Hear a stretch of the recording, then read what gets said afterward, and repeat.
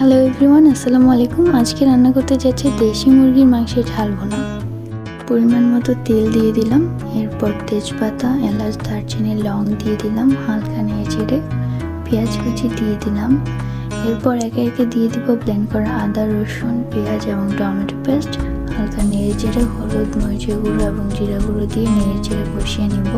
মাংসগুলো দিয়ে দিলাম, স্বাদ মতো লবণ দিয়ে নেড়ে চেড়ে ঢেকে দিলাম। সেটা কিছুটা হয়ে আসলে দিয়ে দিব গরম মশলা গুঁড়ো। কিছুটা নিয়ে চেড়ে মাংসটাকে ফ্লেভারফুল করতে দিয়ে দিব রসুন কুচি,